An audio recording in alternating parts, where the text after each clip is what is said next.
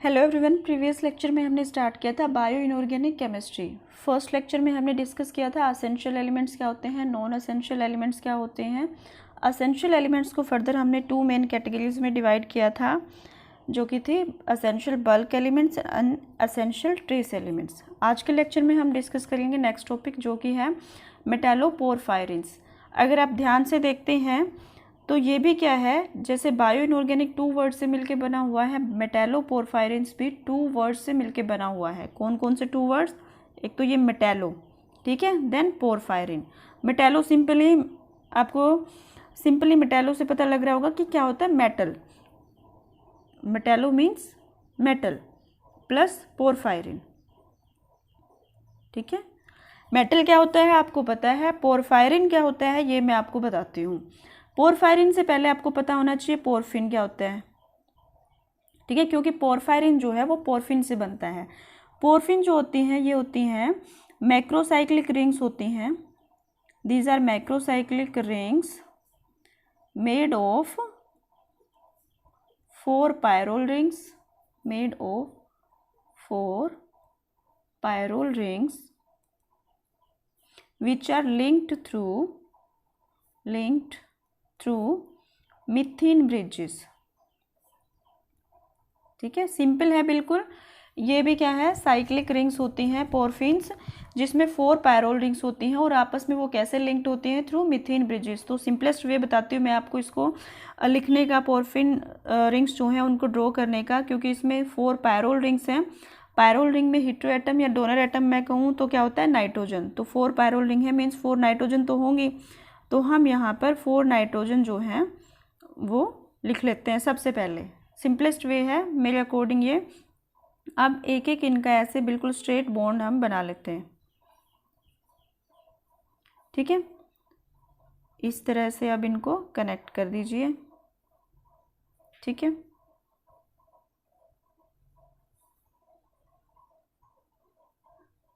ये एक तरह से फ्रेम तैयार हो गया पायरोल रिंग के लिए। एक्चुअल में नहीं बनी है ये, क्योंकि डबल बॉन्ड भी आएगा। पहले हम फ्रेम तैयार कर लेते हैं पोरफिन के लिए। मिथेन ब्रिज के लिए हम पहले एक एक बॉन्ड ही यहाँ पर शो कर देते हैं,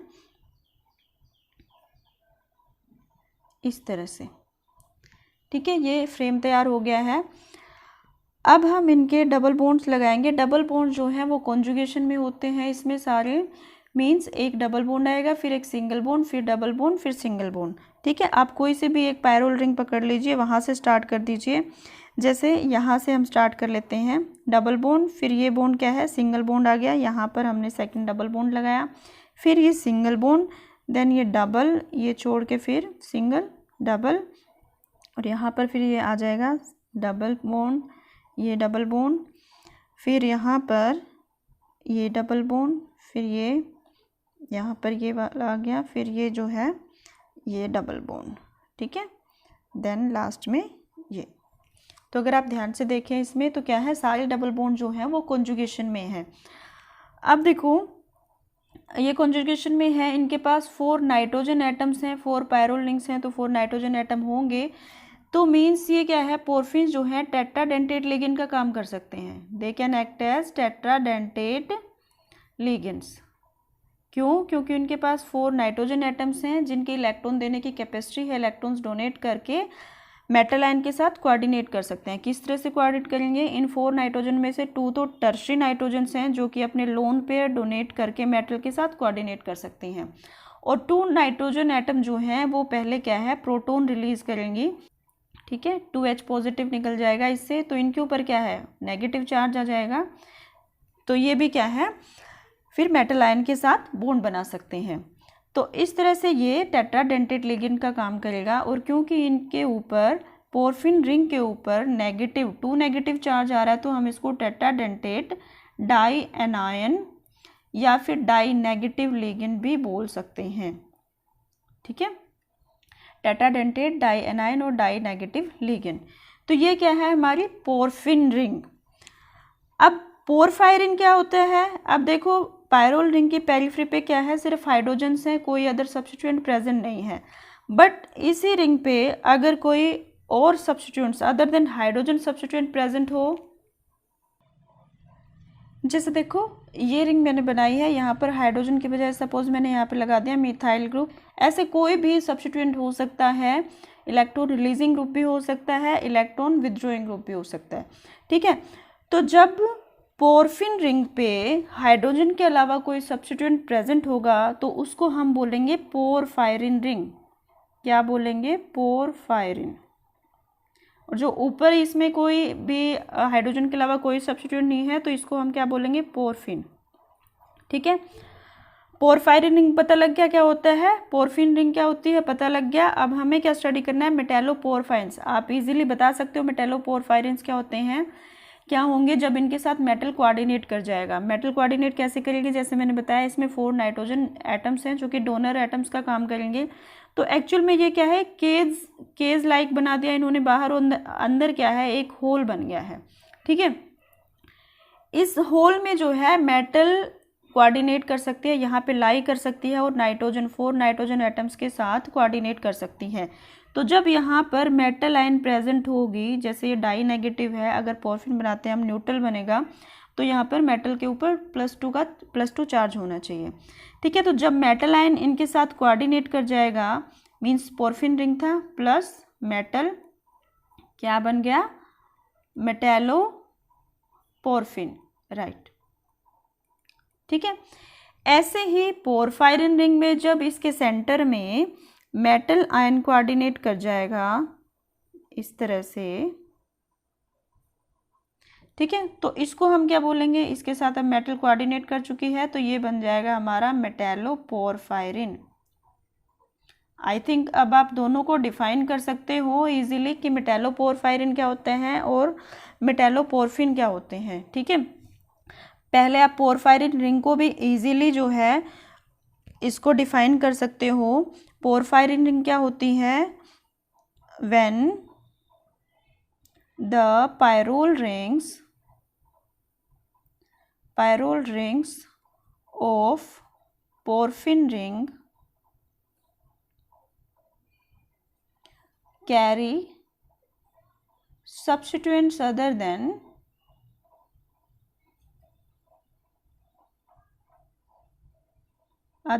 hydrogen,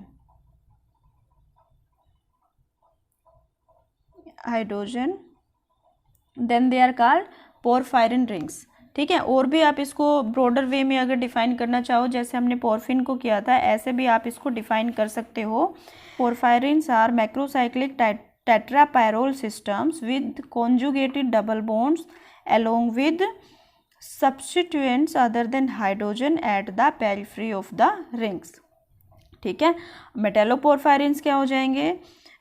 when the porphyrin ring carries metal ion, ठीक है, in its hole, then it may be called metalloporphyrin। Simply देखो, अब इनका नेचर जो है किस पे डिपेंड करेगा? पोरफायरिन रिंग के नेचर से पहले हम एक चीज़ और डिस्कस करते हैं। ये जो होल बनता है यहाँ पे, इस होल का एक साइज़ होता है, फिक्स होता है, अप्रोक्सीमेट ये 0.201 नैनोमीटर होता है, ठीक है।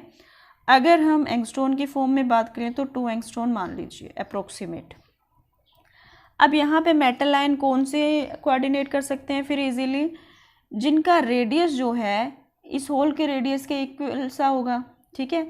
तो जैसे कि इसमें कोऑर्डिनेट कर सकते हैं इजी एल्केलाइन अर्थ मेटल्स हैं, alkaline earth metals and lighter transition metals means first transition series की ट्रांजिशन मेटल्स, जैसे आयरन है, +2 स्टेट में निकल है, ठीक है। एल्केलाइन अर्थ मेटल में जैसे मैग्नीशियम आ सकता है। जब यहाँ पर मेटल आयन जो कोऑर्डिनेट कर रही है, अगर वो इसके सिमिलर से साइज की होगी, when metal ion is of same size, approximate same size, ठीक है। तो ये क्या है? 4 नाइट्रोजन जो है वो एक ही प्लेन में है पायरोल रिंग्स की। मेटल आयन अगर सेम साइज के तो वो अच्छे से इस होल में फिट हो जाएगी। फिट होगी तो क्या होगी? हम क्या बोल सकते हैं इसको? स्क्वायर प्लेनर कॉम्प्लेक्स बन जाएगा, स्क्वायर प्लेनर कॉम्प्लेक्स, ठीक है। बट व्हेन मेटल आयन जो है वो स्मॉलर साइज की हो, if is of smaller size then hole, then size of hole. ठीक है, तो फिर क्या होगा, यहाँ डिस्टेंस बढ़ जाएगी नाइट्रोजन से मेटल आयन की, क्योंकि मेटल आयन जो है वो स्मॉल साइज की, स्मॉल रेडियस की होगी। तो क्या है, ये नाइट्रोजन्स तो क्या है, कोऑर्डिनेट करने की कोशिश करेंगे उससे, तो इससे क्या होगा, थोड़ा सा ये अपने आप को रीएडजस्ट करेंगे, और या फिर हम इसको बोल सकते हैं रफलिंग ऑफ द रिंग। इतनी स्मूथ नहीं रहेगी ये, ऐसे स्क्वायर प्लेनर जैसी नहीं रहेगी, थोड़ी सी रफलिंग ऑफ रिंग हो जाएगी, इसमें रीएडजस्ट करेंगे थोड़ा ये। अब नेक्स्ट क्या हो सकता है, अगर मेटल आयन लार्जर साइज की हो, मीन्स लार्जर रेडियस हो, have larger radius than the radius of hole, means इस रेडियस से ज़्यादा रेडियस अगर होता है तो देखो क्या होगा।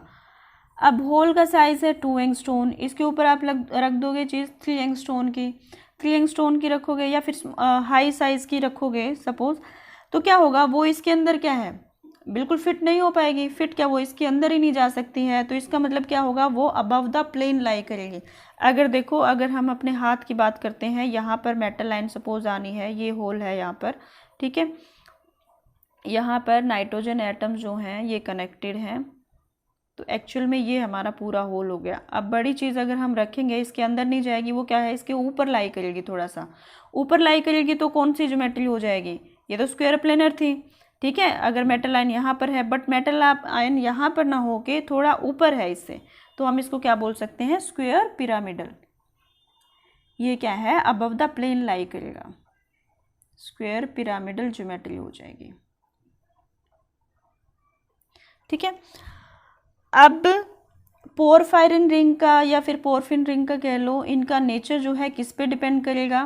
पोरफायरिन रिंग की अगर हम बात करें तो मेटल आयन जो कोऑर्डिनेट कर रही है, मेटल आयन के नेचर पे डिपेंड करता है। सेकेंडली पोरफायरिन रिंग के केस में इसके ऊपर कैसे सब्सटेंट्स प्रेजेंट हैं, इनके ऊपर मेटेलोपोरफायरिन्स का नेचर डिपेंड करेगा।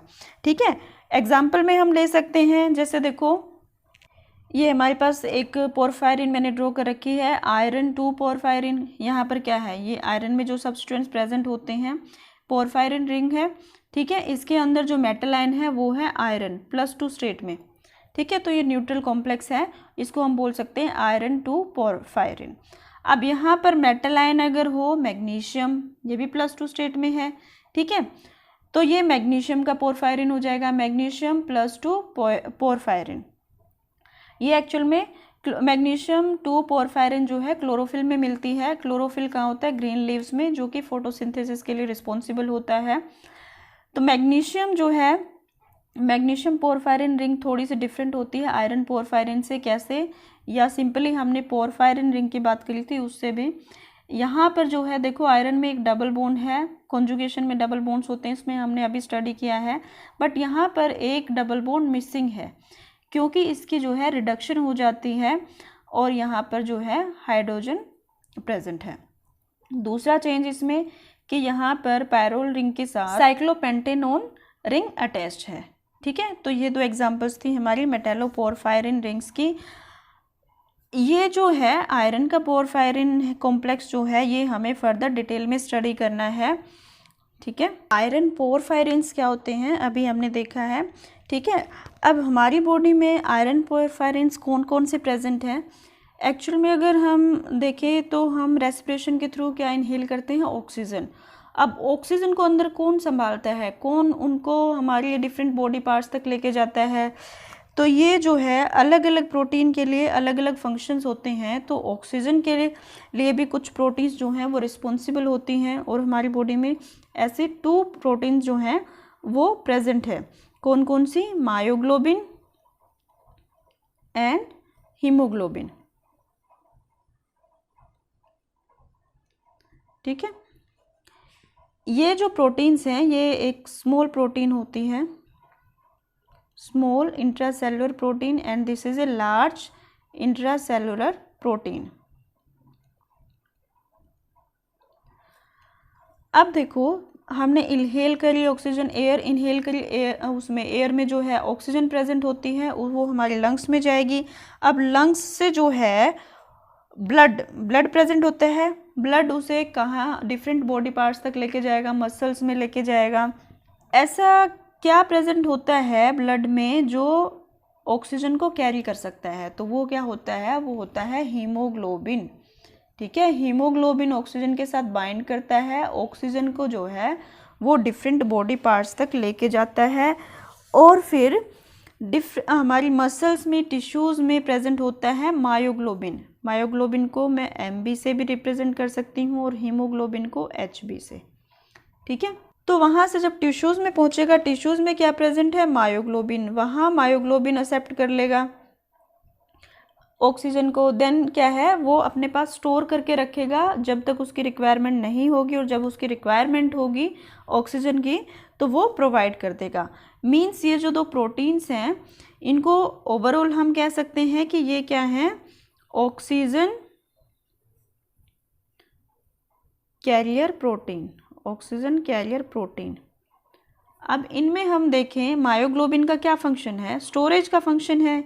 ये क्या करता है? ऑक्सीजन को स्टोर करके रखता है जब तक उसकी रिक्वायरमेंट ना हो। तो ये ऑक्सीजन स्टोरेज प्रोटीन है।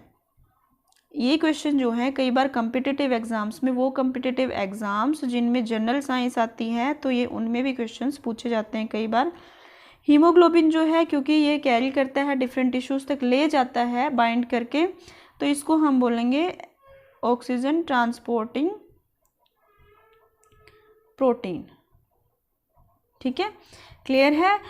हीमोग्लोबिन का क्या फंक्शन है? ऑक्सीजन को कैरी करता है, डिफरेंट टिश्यूज़ तक पहुंचाता है, फिर मायोग्लोबिन वहाँ पे एक्सेप्ट करता है और उसको स्टोर करके रखता है जब तक कि उसकी रिक्वायरमेंट ना हो, और जब रिक्वायरमेंट होती है प्रोवाइड करता है।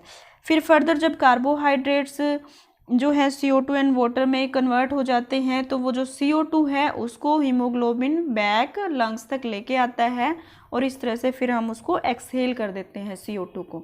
ठीक है, तो इसका जो रोल है, role of myoglobin and haemoglobin, हम एक छोटे से डायग्राम से समझ सकते हैं। Myoglobin and haemoglobin.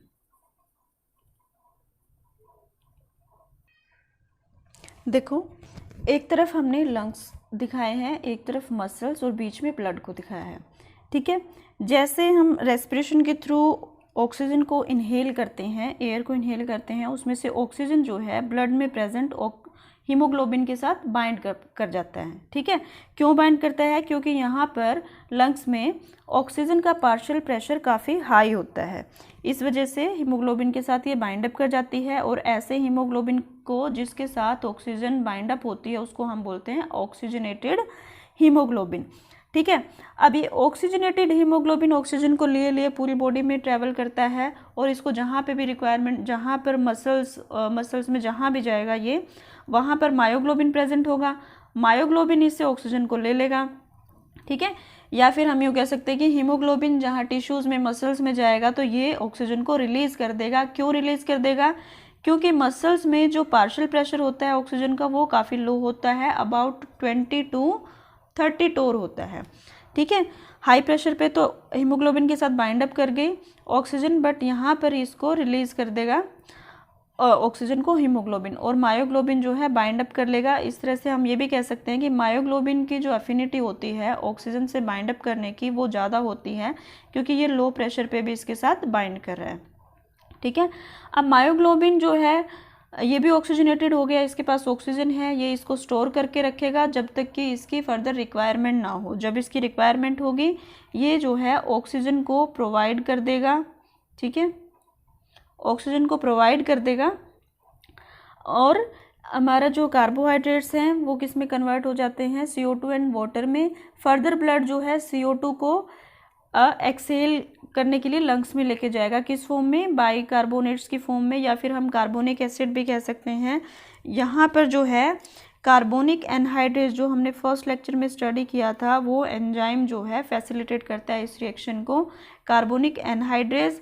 ठीक है, वाटर कंबाइन करके CO2 + H2O ये किस में कन्वर्ट हो जाता है? H2CO3 carbonic acid. ठीक है। फर्दर जो है इसमें से वाटर निकल जाएगा और CO2 जो है ब्लड इसको एक्सहेल कर देगा, ठीक है, जो लंग्स में ले जाएगा। तो ये तो था फंक्शन मायोग्लोबिन का। एंड हीमोग्लोबिन का क्या फंक्शन है जो मैंने आपको पहले बताया। हीमोग्लोबिन जो है वो ऑक्सीजन को ट्रांसपोर्ट करता है to different tissues, different muscles, ठीक है। मसल्स एंड टिश्यूज में क्या होता है, मायोग्लोबिन वो ऑक्सीजन को स्टोर करके रखता है। अब बारी है इनके स्ट्रक्चर की कि इनका स्ट्रक्चर कैसा होता है। Structure of haemoglobin and myoglobin. तो देखो ये ऊपर मैंने ड्रॉ करी है, ये सिंपली क्या है, आयरन 2 पोरफायरिन। अब इसमें देखो आयरन 2 पोरफायरिन में क्या होता है, आयरन जो है +2 स्टेट में 4 नाइट्रोजन के साथ कनेक्टेड है पायरोल रिंग की, और इसके ऊपर अदर सब्स्टिट्यूएंट्स लगे हुए हैं, इसलिए हमने अदर सब्स्टिट्यूएंट में अदर देन हाइड्रोजन, तो इसको हमने पोरफायरिन बोला है, ठीक है, मेटल आयरन है। अब देखो इसकी 5th पोजीशन पे प्रेजेंट होता है जब ये मायोग्लोबिन में होता है। मायोग्लोबिन जो है इसमें एक हिम ग्रुप होता है, क्या होता है, हिम ग्रुप। तो ये मैं हिम ग्रुप बना रही हूँ। इसमें 5th पोजीशन पर एक जो है प्रोटीन का रेजिड्यू कनेक्टेड दिखाते हैं हम। कौन सी प्रोटीन, ग्लोबिन प्रोटीन। ये हम इस तरह से शो कर देंगे। ये वैसे मैंने ये नीचे लिख दिया, थोड़ा नीचे करके बनाते थोड़ा ज़्यादा क्लियर बनता। इस तरह से इसको आप इतना भी दिखा सकते हो, इस तरह से कंटिन्यू है ये दिखाना है हमें। तो ये क्या है, ये imidazole of histidine residue, histidine residue. और ये हिस्टिडीन रेजिड्यू किसका है, ग्लोबिन प्रोटीन का, ठीक है। एक्चुअल में ये जो है ग्लोबिन प्रोटीन है। मीन्स 5th पोजीशन पे यहाँ पे क्या होता है, एक बड़ी सी पॉलीपेप्टाइड चेन होती है, ठीक है। उसका एक एंड हमने दिखा दिया है, इस एंड पे जो है ग्लोबिन प्रोटीन के इमिडाजोल जो है हिस्टिडीन रेजिड्यू का, उसके नाइट्रोजन के थ्रू इसका बॉन्ड होता है। मीन्स अब देखो 5 कोऑर्डिनेटेड में आयरन जो है 5 नाइट्रोजन के साथ कोऑर्डिनेटेड है, 4 पायरोल रिंग्स के नाइट्रोजन है और एक हिस्टिडीन रेजिड्यू की। अब 6th पोजीशन जो है ये होती है अगर यहाँ पर ऑक्सीजन जब बाइंड अप करता है, जैसे मैंने यहाँ पर आपको दिखाया था HbO2 हमने ये लिखा था ऑक्सीजनेटेड, या ऑक्सी हीमोग्लोबिन बोल सकते हैं हम इसको, या ऑक्सी हिम बोल सकते हैं यहाँ पे, क्योंकि हम हिम ग्रुप बना रहे हैं, ठीक है। तो यहाँ पर जब इस तरह से होगा तो ये 5th पोजीशन यहाँ पे ऑक्सीजन ऑक्यूपाई कर लेगा। तो ये बन गया हमारा हिम ग्रुप। क्या है ये, हिम ग्रुप। यहाँ पर ऑक्सीजन के बजाय आप वाटर की भी बॉन्डिंग दिखा सकते हो, वीकली बॉन्डेड होता है ये वाटर से जब ऑक्सीजन प्रेजेंट नहीं होती है। तो अब हम इनके स्ट्रक्चर की बात करते हैं। मायोग्लोबिन में एक हिम ग्रुप होता है, ये एक स्मॉल प्रोटीन होती है, ठीक है, स्मॉल इंट्रासेलुलर प्रोटीन। मैंने स्टार्टिंग में भी अभी बताया था जैसे यहाँ पर, ठीक है, स्मॉल प्रोटीन होती है। और इसका मोलिकुलर वेट अगर हम बात करें तो ये होता है अप्रोक्सीमेट 17,000। और हीमोग्लोबिन के स्ट्रक्चर की बात करें तो ये लार्ज प्रोटीन होती है, ठीक है। कितनी लार्ज होती है ये आइडिया आपको अभी लग जाएगा। और इसका मोलिकुलर वेट जो है वो होता है अप्रोक्सीमेट 64,500, ठीक है। अब जैसे देखो मैंने इसमें लिखा है, इसमें एक हिम ग्रुप होता है। हिम ग्रुप क्या है ये, इसमें ऐसे ही सेम 4 हिम ग्रुप होते हैं। हीमोग्लोबिन में 4 हिम ग्रुप होंगे। अब एक हिम ग्रुप एक ऑक्सीजन के साथ बाइंड अप कर सकता है, तो 4 जो है वो कितनों के साथ लिखेंगे, 4 ऑक्सीजन के साथ। मतलब एक हीमोग्लोबिन का एक मॉलिक्यूल 4 ऑक्सीजन मॉलिक्यूल्स को कैरी कर सकता है, ठीक है। ये भी क्वेश्चन पूछा जाता है कॉम्पिटिटिव एग्जाम्स में। अब देखो इस हिम ग्रुप को आपको फर्दर डिस्क्राइब करना है कैसे, जैसे मैंने आपको यहाँ पर बताया कि इसमें जो है आयरन जो है +2 स्टेट में है। +2 स्टेट में ये 5 नाइट्रोजन के साथ कोऑर्डिनेटेड है, 4 जो हैं वो पायरोल रिंग की हैं, और 5th पोजीशन जो है हिस्टिडीन रेजिड्यू है ग्लोबिन प्रोटीन का, उसकी नाइट्रोजन के साथ। एंड 6th पोजीशन जैसे मैंने आपको बताया, जब ऑक्सीजन प्रेजेंट नहीं होगी तो ये वीकली बॉन्डेड होगा वाटर के साथ, ठीक है। जब ऑक्सीजन एब्सेंट होगी तो इसको हम क्या बोलेंगे, मायोग्लोबिन की बात कर रहे हैं हम। जब ऑक्सीजन एब्सेंट होगी तो हम इसको बोलेंगे डीऑक्सी मायोग्लोबिन। ठीक है, कब बोलेंगे, जब ऑक्सीजन यहाँ पे कोऑर्डिनेटेड नहीं होगी। और जब ऑक्सीजन प्रेजेंट होगी तो हम इसको बोलेंगे ऑक्सी हीमोग्लोबिन। ठीक है, अब ये जो प्रोटीन है, जैसे मैंने बताया काफ़ी बड़ी चेन होती है, ये काफ़ी बड़ी ग्लोबिन प्रोटीन है। ये हिम ग्रुप के चारों तरफ ऐसे कोइल अप करके रहती है, कोइल कर जाती है। ठीक है, मीन्स इसको घेरे हुए होती है।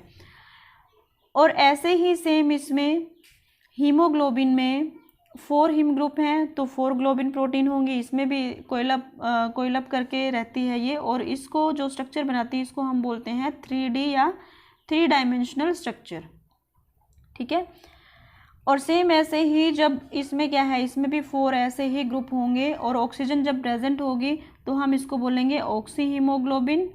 ऑक्सी हीमोग्लोबिन को मैं H भी लिख देती हूँ सिंपली। और जब ऑक्सीजन एब्सेंट होगी, वाटर के साथ बाइंडेड होगा, तो हम इसको बोलेंगे डीऑक्सी हीमोग्लोबिन। क्लियर है। अब इनके स्ट्रक्चर में डिफरेंस भी पूछ लिया जाता है कई बार। मायोग्लोबिन एंड हीमोग्लोबिन के स्ट्रक्चर में एक और डिफरेंस होता है।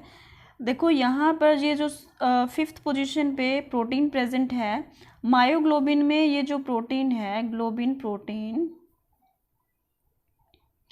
ये जो चेन होती है इसमें 150 to 160 अमीनो एसिड रेजिड्यू। ठीक है, और हीमोग्लोबिन में क्योंकि 4 हिम ग्रुप हैं तो कितने प्रोटीन होंगे, इसको हम 4 हिम ग्रुप या फिर बोल सकते हैं 4 सब यूनिट्स होते हैं हीमोग्लोबिन में। ठीक है, 4 सब यूनिट्स में से 2 जो हैं वो बनाते हैं alpha chain of 140, alpha chain बनाएंगे 141 अमीनो एसिड्स रेजिड्यूज की। ठीक है, और 4 में से 2 जो प्रोटीन होंगी 2 सब यूनिट्स में वो बनाएंगी beta chain of 146 amino acid residues. अब देखो, ना तो ये दोनों अल्फा चेन, इनके अमीनो एसिड जो हैं उनकी सीक्वेंस सेम होगी, ना ही बीटा चेन्स की आपस में सीक्वेंस सेम होगी। ये सिमिलर होती हैं बट आइडेंटिकल नहीं होती हैं। इसके साथ भी आइडेंटिकल नहीं होंगी, सीक्वेंस बिल्कुल सेम नहीं होगी, और ना इनकी आपस में, और ना ही अल्फा की सेम होगी। बस क्या है, इनका वे ऑफ कोइलिंग वो सेम होता है। ठीक है, तो ये तो थी structure of haemoglobin and myoglobin. एक बार मैं थोड़ा सा रिवाइज कर देती हूँ आपको। ये क्या है, small intracellular myoglobin small intracellular protein होती है, इसका मोलिकुलर वेट अप्रोक्सीमेट 17,000 होता है। ठीक है, हीमोग्लोबिन लार्ज प्रोटीन होती है, लार्ज इंट्रासेलुलर प्रोटीन, और इसका मोलिकुलर वेट अप्रोक्सीमेट 64,500 होता है। अब मायोग्लोबिन में एक हिम ग्रुप होता है, एक हिम ग्रुप जो है, ये मैंने आपको 2 बार रिवाइज करा दिया है, तीसरी बार हो रहा है अब।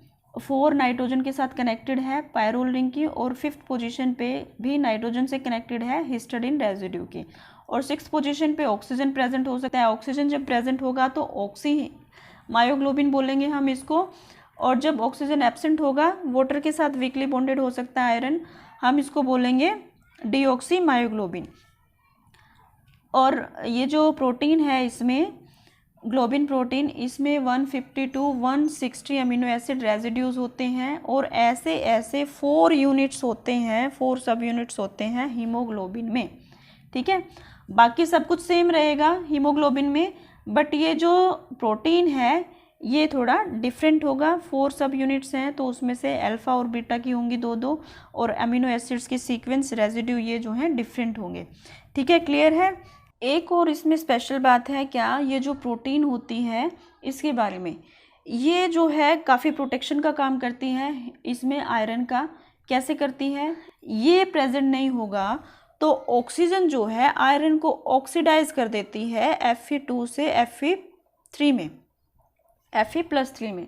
ठीक है, लेकिन जब ये प्रेजेंट होती है तो ये ऑक्सीडेशन जो है ये पॉसिबल नहीं है। तो इस तरह से ये जो है इसकी प्रोटेक्शन करती है फ्रॉम ऑक्सीडेशन।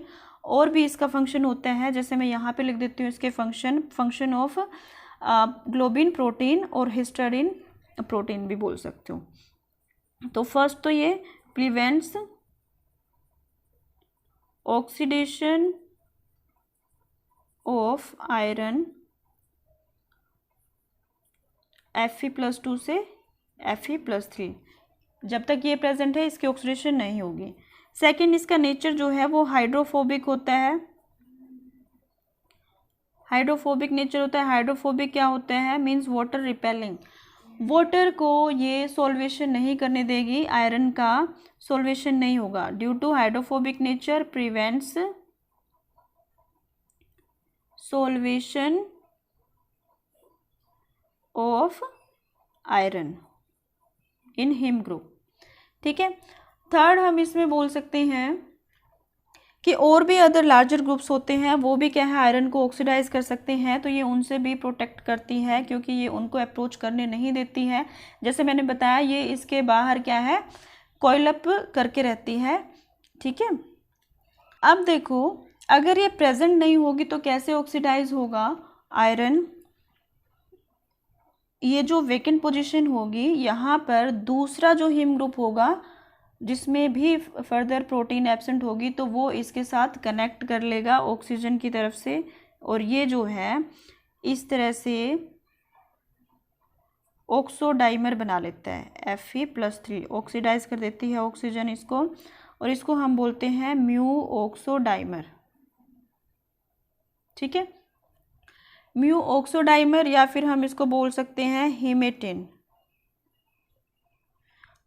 1 मार्क में कई बार ये क्वेश्चन भी आ जाता है, हीमेटिन क्या होता है, ये म्यू ऑक्सोडाइमर क्या होता है। तो जब ग्लोबिन प्रोटीन एब्सेंट होती है हिम ग्रुप में, ठीक है, तो उसकी आयरन की ऑक्सीडेशन हो जाती है, आयरन +2 स्टेट से +3 में चला जाता है, और इस तरह से ये जो डाइमर बनता है जिसमें ऑक्सीजन बीच में ब्रिजिंग का काम कर रही है, म्यू ब्रिजिंग के लिए लगाते हैं हम, अगर आपको नोमेनक्लेचर ध्यान है तो इसको हम बोल सकते हैं म्यू ऑक्सोडाइमर या फिर हीमेटिन बोल सकते हैं। ऐसे ही जब हीमोग्लोबिन और मायोग्लोबिन के आयरन को हम ऑक्सीडाइज कर देंगे under certain controlled conditions of Hb and Mb, तो ये ऑक्सीडाइज होके क्या है इस तरह से दिखा देती हूँ मैं, Hb आयरन +3 में कन्वर्ट हो गया इसका, और इसका आयरन भी जो है +3 में कन्वर्ट हो गया। ठीक है, तो इसको हम क्या बोलते हैं, इसको हम बोलेंगे मेट हीमोग्लोबिन। ये भी आपको पता होना चाहिए। हाँ, और ये है मेट मायोग्लोबिन। इसके सिंपल सी एग्जांपल्स हैं, जैसे ओल्ड मीट का कलर होता है ब्राउन कलर का हो जाता है, तो वो किस वजह से होता है, क्योंकि उसमें आयरन की ऑक्सीडेशन हो जाती है, +2 से +3 स्टेट में होता है। नॉर्मली हमारे ब्लड में आयरन +2 स्टेट में होगा। ठीक है, और जैसे चोट भी लग जाती है तो जो सूखा ब्लड होता है, ड्राइड ब्लड, वो भी हमारा ब्राउन कलर का होता है, तो वो भी किस वजह से होता है, due to oxidation of iron of haemoglobin. ठीक है, आज के लेक्चर में बस इतना ही। इसमें आगे जो है वो हम नेक्स्ट लेक्चर में स्टडी करेंगे। आज हमने क्या स्टडी किया है, मेटालोपोरफायरिन क्या होती हैं, पोरफिन्स क्या होती हैं, मेटालोपोरफिन रिंग्स क्या होती हैं। फर्दर फिर हमने आयरन पोरफायरिन स्टडी करी, मायोग्लोबिन एंड हीमोग्लोबिन, बहुत इंपॉर्टेंट है ये हीमोग्लोबिन एंड मायोग्लोबिन, अक्सर इनका स्ट्रक्चर भी एग्जाम में पूछ लिया जाता है। ठीक है, मायोग्लोबिन एंड हीमोग्लोबिन के स्ट्रक्चर और फंक्शंस भी हमने स्टडी किए। फिर मेट हीमोग्लोबिन ऑक्सीडेशन कैसे होती है इनकी, ये भी हमने स्टडी किया। ठीक है, बाकी हम नेक्स्ट लेक्चर में स्टडी करेंगे। Thank you.